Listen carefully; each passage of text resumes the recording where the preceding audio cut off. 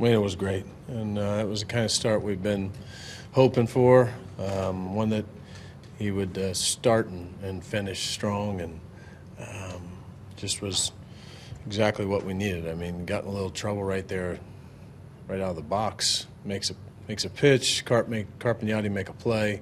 He got in trouble a couple times, another lead double and pitched around it, and that's kind of what we've seen him do in the past. Something hope we watch here for a long time, him continue to pull off that kind of feel for the zone. How much of that originates from his feel for the curveball? Yeah, I think it's a big part of it. And you could see some of the reactions where guys are even bailing out on balls that are called strikes, and some swing and misses when he pulls a string and shortens it up a little bit and it bounces out in front of the plate.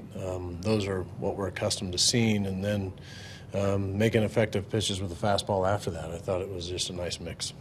When you go out there in the seventh, what's the conversation you guys who's on deck? Yeah, just making sure they're clear about the pinch hitter coming up. Also taking a good look at him, making sure, which, the odds of him telling me that he's not great are extremely low. But still give him a chance.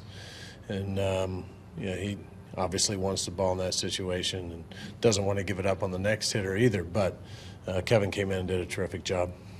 This might be the first start where you go out there and have that conversation that he's had this year. Yeah, that's fair. And he never likes it when I come out there, but sometimes it's good just to take a breath and make sure everybody knows where we are, and review a little bit too on the pinch hitter to make sure there's nothing that they have a question about, and if we have a good plan, and making sure too, look him in the eye and make sure that he's still in a good spot.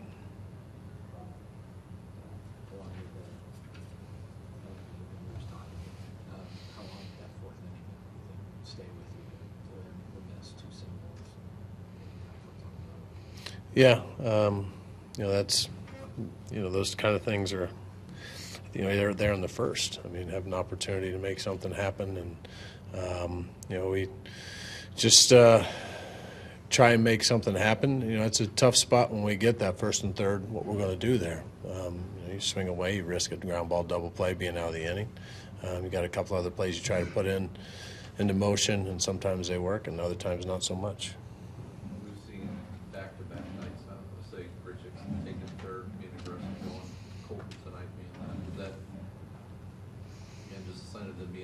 Getting good reads, or is this like a concerted push to try and generate? Nothing more than usual. I mean, we've been talking about being aggressive since the beginning, and I thought Matt Carpenter made a good decision too. Parra came up and made a perfect throw, but in that situation, we want him putting the throttle down and making them make a perfect play, which they did. But otherwise, you're up 2 runs, you got an opportunity to get a run to third base with less than 2 outs. It's a great opportunity to be aggressive and challenge them, and they answered that particular time. But the other times, we want guys putting pressure on the defense. What do you see from Holiday? His ground ball rate is pretty high, but he also hits a lot of hard ground balls and doesn't find holes. What do you see from him? It looks good to me. I mean, watching him, I commented a couple times in Anaheim, some of the best bat speed I've seen from him in the last 5 years. And it just seems to be in a good spot. I mean, he had a difference maker tonight. He's taking good at bats. He looks strong at the plate. When you say that bat speed, is that the numbers that you're looking at, or just No, just what you see. Based on our conversations pregame, the way the rules are designed now, but Diaz basically giving himself the home instead of a few years ago where a player may put his shoulder down and try to create something. No, he was caught in between trying to get into a rundown and letting guys advance is what happened. He thought he was going to have a chance all the way, and we still have to review that play on video, see what kind of jump he had, and that's something you got to make your mind up early, whether or not you've got an actual chance of getting in there. If not, then we're sitting at second and third with 2 outs, opportunity, still scored two runs.